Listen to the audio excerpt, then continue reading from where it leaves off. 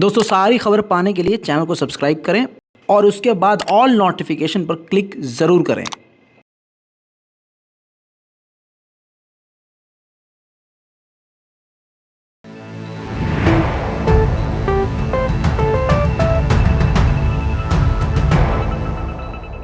सलाम, नमस्ते, सत श्री अकाल। मैं हूं रजा और आप देख रहे हैं रजाग्राफी की मिडिल ईस्ट रिपोर्ट। ईरान का प्लान है कि किस तरह से कैसे कैसे उसे किन किन इलाकों पर इजराइल के हमला करना है। बिना देरी किए आपके सामने मिडिल ईस्ट की सबसे बड़ी रिपोर्ट रख रहा हूं।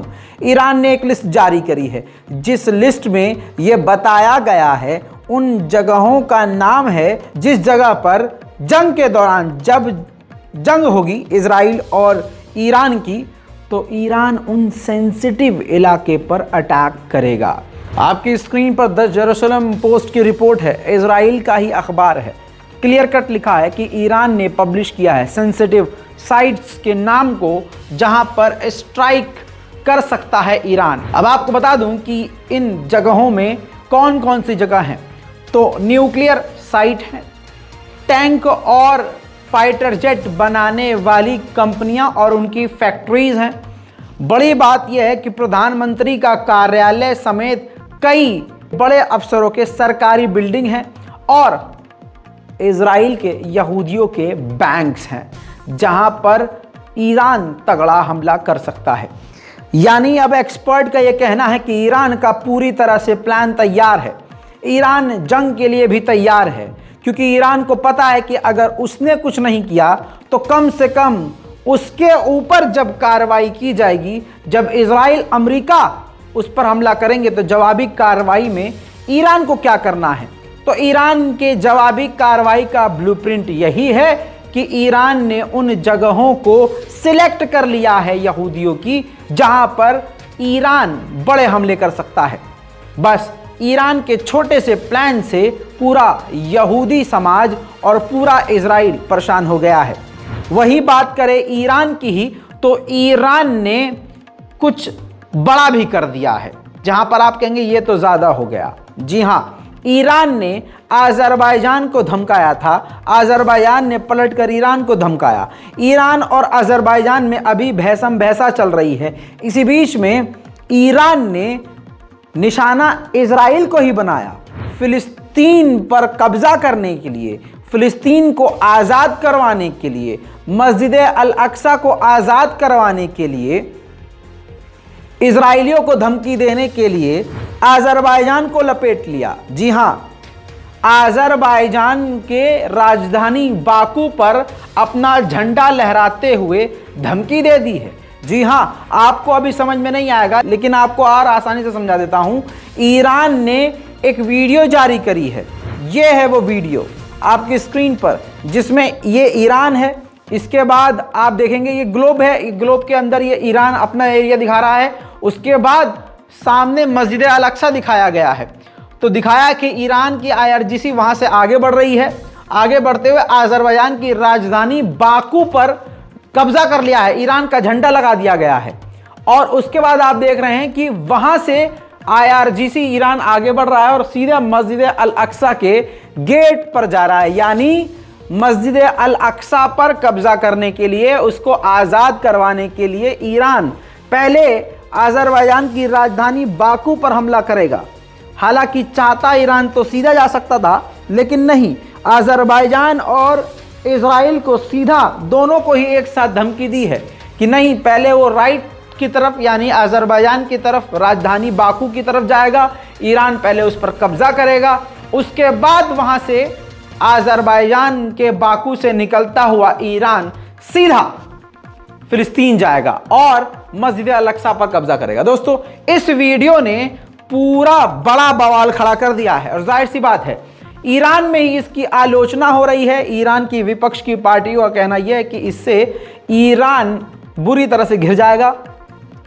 जहां तक भैसम भैसी की बात थी तो अज़रबैजान ईरान के बीच चलती रहती है लेकिन ऐसा खुलकर धमकाना बात गलत है। वहीं पर दूसरी बात यह है क्योंकि अज़रबैजान को सबसे ज़्यादा हथियार देने वाला इजराइल है तो इजराइल और अज़रबैजान बेहतरीन दोस्त हैं। इस नज़रिए से जो ईरान देख रहा है, ईरान की नज़र में अज़रबैजान और इज़राइल एक ही हैं।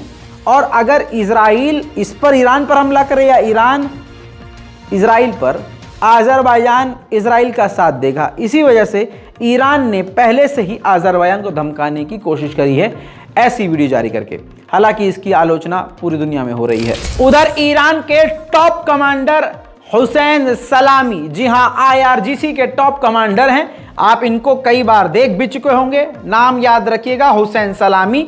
इन्होंने इस बार नाम लेके धमकी दी है दुश्मनों को, कहा है कि कब्रिस्तान बना देंगे। जी हां, आपको बताऊं, इन्होंने धमकी देते हुए कहा है कि America, Israel, France, Germany, Britain, ये वो देश हैं, और इसके अलावा अरब घराना, सऊदी घराना, सऊदी सरकार, सऊदी अरब की ज़मीन को नहीं कह रहे हैं, थोड़ा दिमाग को साफ रखिएगा। सऊदी अरब में जो घराना है, जो अमेरिका का और यहूदियों का फ़ैन है, कहा है कि उस अरब घराने को इन सभी के साथ कब्रिस्तान दिखाएंगे। इन्होंने आगे कहा है क्योंकि इन लोगों ने पूरे मिडिल ईस्ट, गल्फ में और पूरी दुनिया में अपने मीडिया के ज़रिए ईरान की छवि को ख़राब किया है और हमारे क्षेत्र के माहौल को बहुत ही ख़राब कर दिया है। ये भूल गए हैं कि ईरान कोई ऐरा गैरा देश नहीं है, हम इतनी जल्दी टूटकर बिखरने वाले नहीं हैं। बहुत बड़ी बड़ी धमकियां दी हैं। अब आप जानते हैं कि रज़ाग्राफी कभी डिटेल में आपको नहीं बताता, लेकिन मैं आपको बड़ी बड़ी खबर, जो मोटी मोटी बात है वही बता रहा हूँ, जिससे ये साफ साफ कहा जा रहा है कि ईरान काफ़ी गुस्से में है। वहीं दोस्तों, अमेरिका ईरान को नीचा दिखाने के लिए कोई रास्ता नहीं छोड़ता है।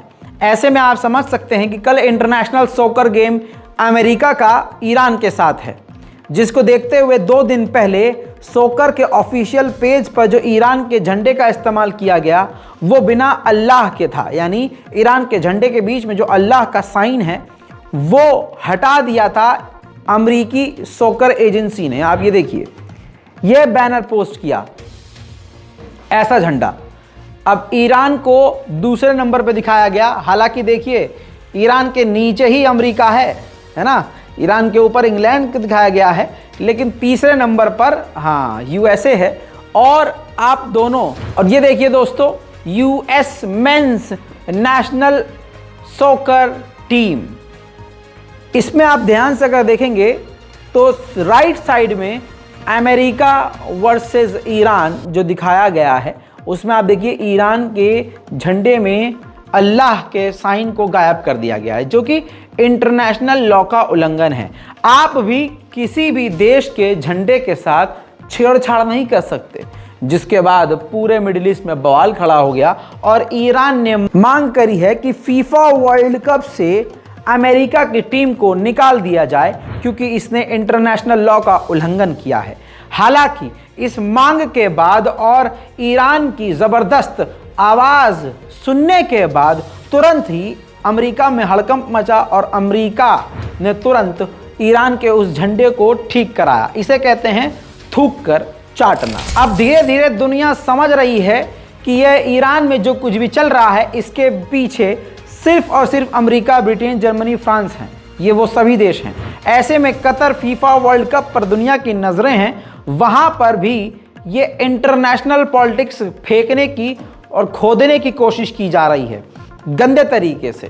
अब कतर पूरी तरह से इस चीज़ से बच रहा है।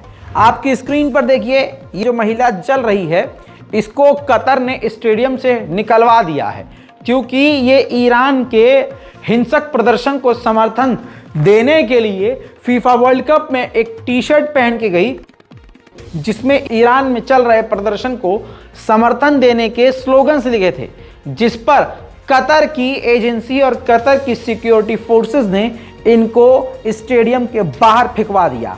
ऐसा ही नहीं है, सिर्फ ये पहला मैटर नहीं है। कहा यह जा रहा है कि ऐसे जो भी मैटर आ रहे हैं, यानी जो ईरान के प्रदर्शन के समर्थन में प्लैक कार्ड भी लेके खड़े हो रहे हैं गलती से भी, तो उनको भी भीड़ में ढूंढकर कतर की सिक्योरिटी एजेंसियां बाहर फेंक रही हैं। हालांकि America, Japan, Britain, Germany, France, इन सभी के जो लोग हैं और ख़ासकर ये देश हैं, ये फीफा वर्ल्ड कप का बाइकॉट करने की बात कर रहे हैं। सोशल मीडिया पे ट्रेंड आप देख ही रहे होंगे।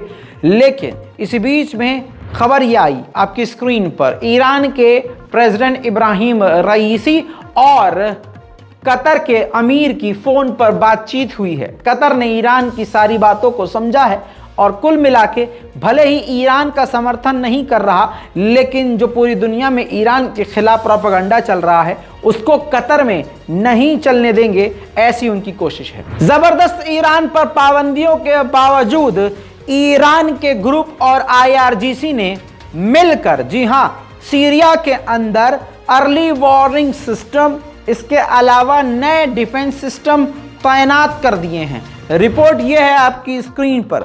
जानकारी के मुताबिक जो एक्सक्लूसिव रिपोर्ट इजराइल ने ही जारी करी है, बताया गया है कि डिफेंस सिस्टम जो जैमिंग और अर्ली वार्निंग सिस्टम है पूरे दमिश्क के आसपास तैनात कर दिया है। जी हां, जैमिंग सिस्टम यानी नेटवर्क को जाम करने वाला, ड्रोन को जाम करने वाला जबरदस्त सिस्टम ईरान ने तैनात कर दिया है, चालू कर दिया है दमिश्क के आसपास। अब आपको एडिशनल जानकारी दे दूं कि ये जो अर्ली वार्निंग सिस्टम और जो जैमर लगाए गए हैं ये ईरान ने नहीं बनाया, ईरान के दोस्त चाइना और कोरिया ने मिलकर बनाया है। यानी चाइना और कोरिया की कंपनी ने मिलकर ईरान के लिए बनाया है, जिसको ईरान ने अब सीरिया में तैनात इसलिए किया है क्योंकि आए दिन आप देख रहे हैं कि इजराइल सीरिया में जबरदस्त हमले कर रहा है। वहीं अब जो खबर आपको बताने जा रहा हूं उसका सबूत मेरे पास है, मैंने खुद वेरीफाई किया है, लेकिन वीडियो में आपको दिखा नहीं सकता क्योंकि आप जानते हैं यूट्यूब की कम्युनिटी का कुछ पॉलिसीज़ ऐसी हैं कि हम डाल नहीं सकते उसमें खून खराबा, जिस्म के टुकड़े, आप देख भी नहीं पाएंगे। पहली बात तो ये है कि ईरान के IRGC के एक टॉप कमांडर की रजा दस्तानी, जिनका नाम है, गोली मारकर हत्या कर दी गई है। उनको उनकी कार में मारा गया है। मैंने खुद भी इसको देखा, कई जगह इसको वेरीफाई किया, उसके बाद ये रिपोर्ट सामने आई है।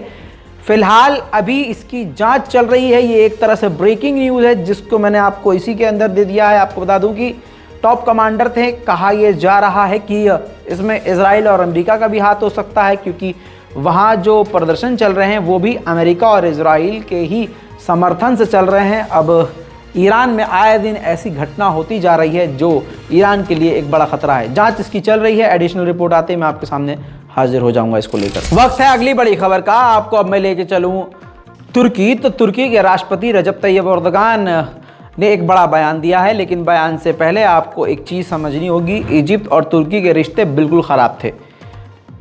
तुर्की ने हाल फिलहाल 3 से 4 सालों में अरब देशों से अपने रिश्ते सुधारने और बनाने की कोशिश की है, वरना तुर्की अपने में मस्त रहता था, अपने से मतलब रखता था, कहीं से किसी से कोई लेना देना नहीं। अब तुर्की अलग अलग देशों के साथ अपने संबंध बना रहा है। ऐसे में पहली बार इजिप्ट को लेकर रजब तैयब एर्दोगान ने मीडिया को बयान दिया है कि हमने इजिप्ट के साथ बातचीत करी है। फीफा वर्ल्ड कप में उन्होंने मुलाकात करी, दोनों ने हाथ मिलाया था, इजिप्ट के प्रेसिडेंट और तुर्की के प्रेसिडेंट रजब तैयब एर्दोगान ने। जिसके बाद रजब तैयब एर्दोगान का ये कुछ दिन बाद बयान आया है कि इजिप्ट के साथ वो अपने रिश्तों को ठीक करना चाह रहे हैं। और इसी के साथ उन्होंने आगे ये भी कह दिया कि हम सीरिया के साथ भी अपने रिश्तों को ठीक करने की कोशिश कर रहे हैं। इजिप्ट हम जल्द अपना राजदूत भेज सकते हैं और अपने यहाँ भी इजिप्ट की एम्बेसी को हम जल्द खोलेंगे, ये बात कही। इसके बाद उन्होंने सीरिया को भी कहा कि हम सीरिया के साथ भी अपने रिश्ते अच्छे चाहते हैं।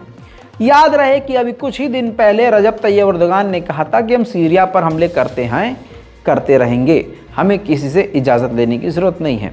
अब जब ये बयान दिया है रजब तैयब एर्दोगान ने कि हम सीरिया से अपने रिश्ते ठीक चाहते हैं, तो स्क्रीन पर देखिए तुरंत बयान आ गया सीरिया के प्रेसिडेंट बशर अल असद का। उन्होंने कह दिया कि ये तुर्की का जो स्टेटमेंट है, जो हम रिश्तों को दोबारा से ठीक कर रहे हैं सीरिया के साथ या करना चाह रहे हैं, बातचीत करना चाह रहे हैं, रिश्तों को बेहतर करना चाह रहे हैं, मुझे नहीं लगता कि इसमें कोई सच्चाई है क्योंकि वो हमले करते आए हैं। अगर उन्होंने रिश्ते ठीक करने की कोशिश की होती या कोशिश करेंगे तो वो हमला सबसे पहले बंद करेंगे। उनके बयान कुछ और हैं और हकीकत में कुछ और हैं। तो दोस्तों, रजब तैयब एर्दोगान के इस बयान पर आपको क्या लगता है?